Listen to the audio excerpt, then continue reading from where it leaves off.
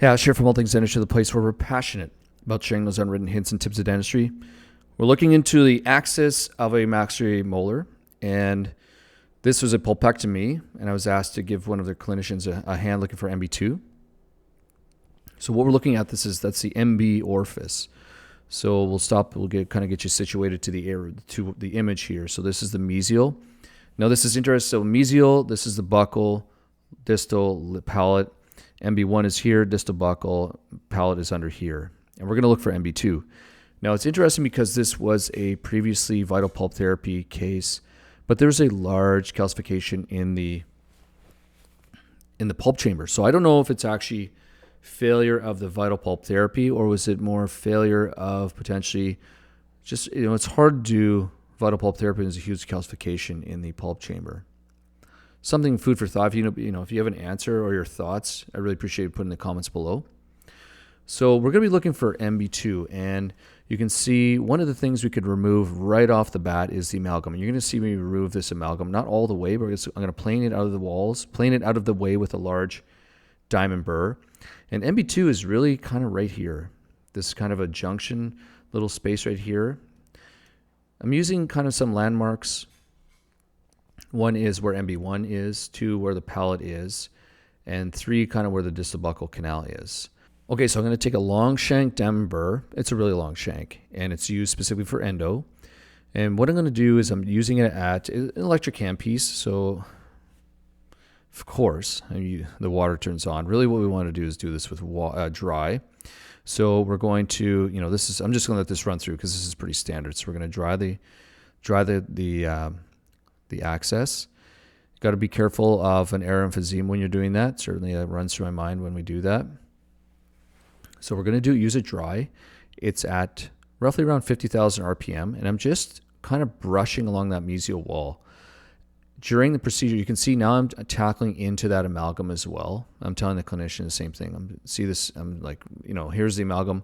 Let's just get this out of the way because it makes life so much easier when it's not in the way. So we're going to just thin that out, not too much, but we'll get it out of the way.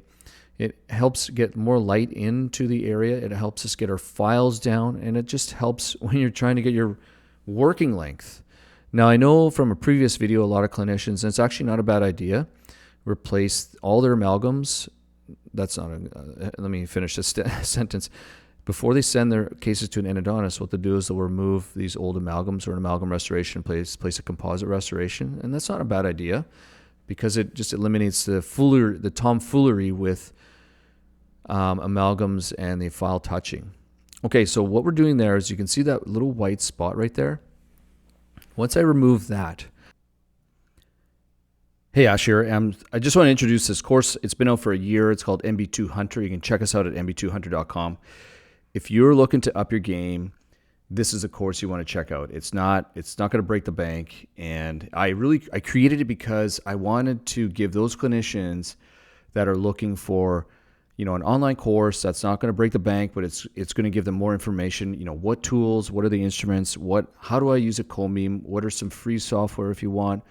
And not so much the simple cases, it's really the more difficult ones. If you're ready to up your game and find, this course really puts together all those little tips that I use every single day, even in this video, or even the video you're watching. Those tips are in here, all of these things, and there's even more of them. So what we'll do is each case, I can't remember whether it's probably like 10 cases. I think I put together 10 complicated cases, and we update it here and there. Actually, here we're talking about vital pulp therapy, and then the tooth next to it needing an endo. I remember this case, actually. And sorry. So we'll go through all of these cases and review all of the consistent tips that will make a difference in your practice. Anyways, I'm super excited to introduce this. This is the first time I've introduced this course. And you know what? If you're interested, check us out at not all things endo. Actually, that's for another course, Master Root Canals Like an Endodontist. But actually, for this course, it's at mb2hunter.com. Anyways, check the description box below. The second my burr hit that and that turned to white, like literally that second, that tells me like, okay, we got something. It's like when you're fishing and you got a little bite. Well, this is that little bite. It's kind of like a nibble. Actually, it's more than it's kind of a nibble, but it's more of a kind of like a bite.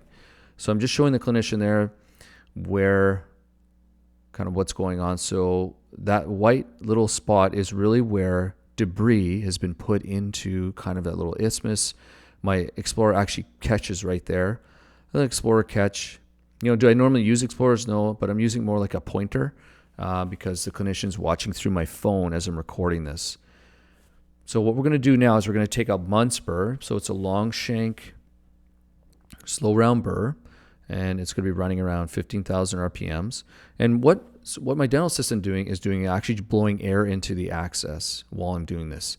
And it just keeps all the dust and whatnot from building up, and it speeds the process along. So that's a very helpful little tip. So this is this is like a 0.5 millimeter diameter burr. And I'm just going to brush in. Look at that. Boom. See where that little white dot is? Let me just stop that right here because it kind of goes away. So there's the little white dot, and then it kind of goes away. And I'm thinking in my mind like, okay, I'm chasing it, but it's back. It's right there again. It's back again. Oh.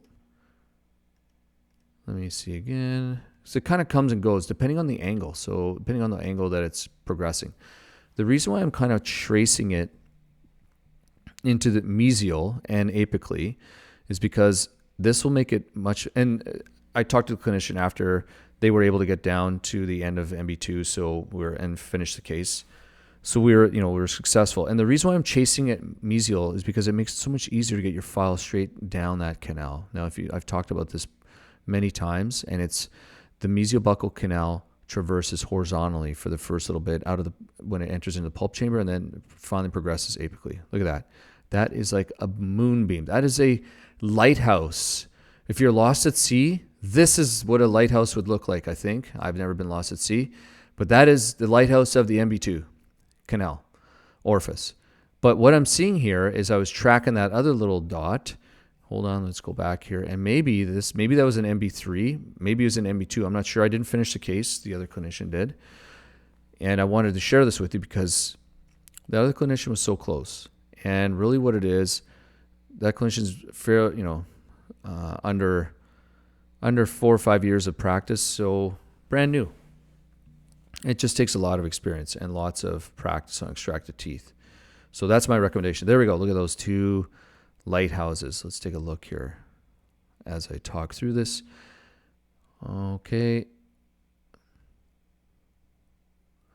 All right, so we're going to rinse this out. Normally we use hypo. I'm just rinsing it so we can get oh my gosh, that lights up. Wow. Isn't that amazing? What am I talking about? So I clean my mirror. Oh my gosh, MB2 right there. Beautiful. Maybe that's MB3 actually. That might be MB2. I don't know. I never didn't finish the case. There's still a bit of a calcification in here. You can see the lapping between kind of sclerosed pulp tissue. That's what that dark is, I think, anyways. And then, anyways, so hopefully that helps. Just a little bit of troughing. So the key things that we taught here, you can even remove any more of this amalgam to get out of the way, because without having that access, without getting that amalgam out of the way, it might have made it a little more difficult. I'm not sure, but we can remove it.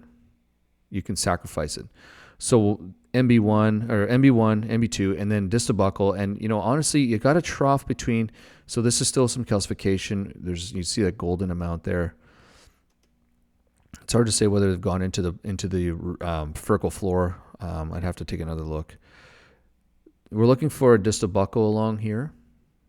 So there's distal buccal, and we're tracking along kind of the right here just to make sure there's no pulp tissue. It's very common for pulp tissue to hide underneath a pulp stone right along this track, and finding a distal buccal. I don't know if they found a distal buccal. I'll have to check. I'll check some other time.